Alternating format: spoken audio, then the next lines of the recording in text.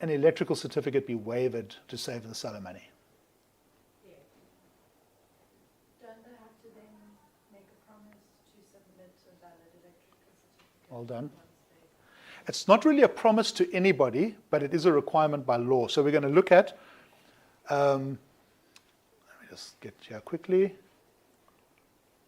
We're going to look at that clause from the OSH Act that told us the certificate has to be less than 2 years old. Okay? Subject to the provisions of 10.4, the certificate must not be older than 2 years, right? So, what does 10.4 say? Because that's why we're doing the certificate, because of section 10.4 of the OSH Act. Now, this is not in the electrical regulations. This is a general clause in the OSH Act. If anything gets sold that needs a safety certificate, this clause kicks in. Doesn't matter if it's a car. You think about, you're going to take your car for roadworthy before you sell it, you're getting a safety certificate. A toaster's got a safety certificate. Medication often has safety certificates, okay? But what this clause is basically saying is that if the purchaser of that item undertakes in writing to ensure the safety of that item, then the seller is relieved of their duty to do it. So based on this clause, you can get away with not doing an electrical certificate on the property. You might have a problem with a bond attorney sometimes, trying to get this past them. But if the renovation's taking place straight away, if the buyer is planning on having a tenant in the house for 6 months before they renovate, I would be very concerned, because then you're risking someone's life. But if the renovations are going to happen straight away, don't waste the money.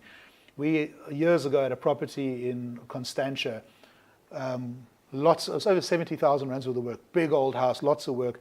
Buyer insisted on a compliance certificate just because there was problems between seller and buyer. And on the last day when we were packing up, after doing all that work, they started bashing walls down and just trashing the place. I mean, what a waste of money. We loved the job, but it wasn't the right thing to do for the seller. So yes, certificates can be waived. Yes? Sorry, I must interject there.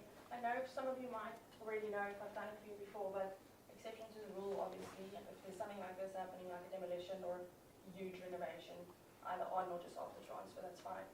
But see if you can speak to the conveyancers dealing with the transfer. What I do, or we do, is I'll draft a little waiver for the clients to sign.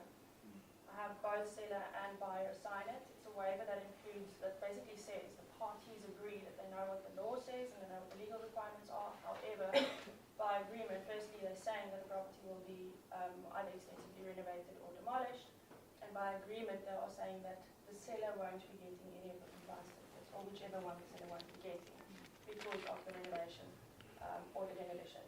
It continues then on to saying the responsibility is now placed on the buyer to do so, whether it is before or after transfer at any point in time. So it puts the ball in the buyer's court. And then most importantly, it includes an indemnity in favour of ourselves, and I put an indemnity in there for you guys.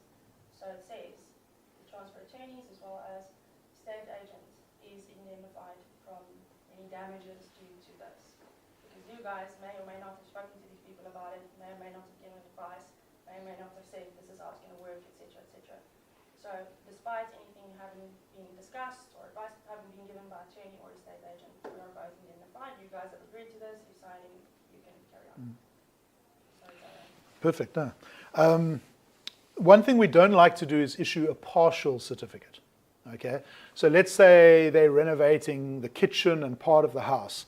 That gets complicated now, because you don't know if some of that wiring is feeding other sections of the house. Now you've got an earthing problem here. Now we're going to exclude this, but now to solve that earthing problem, we actually got to work here. So we don't like partial waivers. We prefer all or nothing approach. Then the lines of responsibility are very clear. And we're going to talk a little bit about this when it comes to, in fact, I'll actually just mention it.